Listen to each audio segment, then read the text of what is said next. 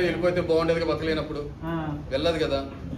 ఒకటే చెప్తున్నా, ఇదే సంజన, ఈ సంజన గారు స్టార్టింగ్ లో పాపం ఎగ్ విషయంలో నిజంగా నేను చాలా సీరియస్ ఏం అవ్వాలి, ఫోన్లే తింటే తిన్నారు.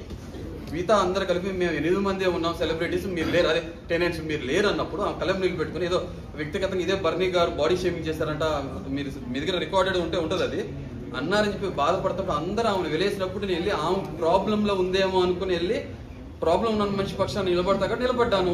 తర్వాత ఆమె ప్రాబ్లం అని తెలిసిన తర్వాత ఆమెకి ఎదురు నిలబడ్డాను. స్టాండ్ తీసుకోమంటారు కదా, స్టాండ్ తీసుకుంటే తప్పేముంది, అదే నేను చేసింది. తర్వాత 7గురితే దొంగతనం చేశారు. తర్వాత చెప్తాను మీకు విషయం.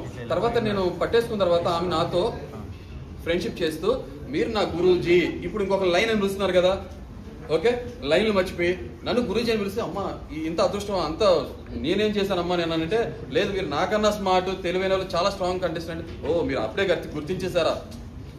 ఒక దొంగకి గజ దొంగ గురించి తెలుస్తుంది, ఆమె తెలిసిపోయిందేమో నేనేంటో, అందుకే కదా థమ్స్అప్ తీసేసాను.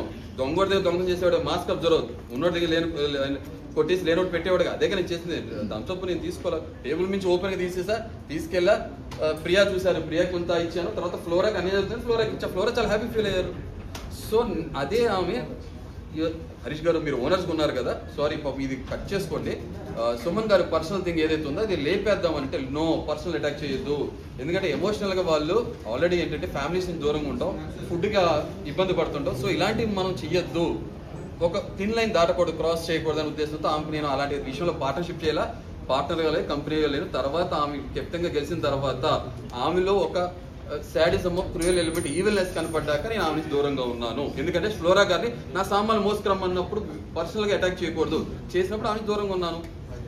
7గురు గుడ్లు తిన్నప్పుడు ఫస్ట్ పసికట్టింగ్ కూడా నేనే కదా. నా దౌర్భాగ్యం ఏంటో, దొంగోడు తొందరగా నాకే దొరికిపోతాడు. ఆ బ్రహ్మానందం అందరికి 5 సెకండ్లు దొరికిపోతే, 5 నిమిషాలు దొరికిపోతే నాకు 2 సెకండ్లు దొరికిపోతాడు దొంగోడు. అది నా జాతకంలో ఉంది.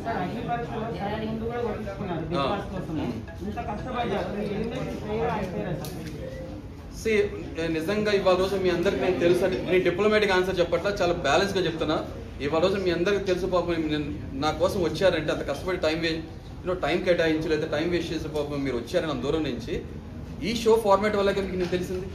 ఆ రోజు నా మంచి జరిగినప్పుడేమో నేనేమో చంకలు బాదుకుని గ్రేట్ గ్రేట్ గ్రేట్ అని చెప్పి క్రియేట్ నేను తీసేసుకుని ఇప్పుడు నేను బయటకు వచ్చేసానని చెప్పి షోని బ్లేమ్ చేయడం ఎంతవరకు కరెక్ట్.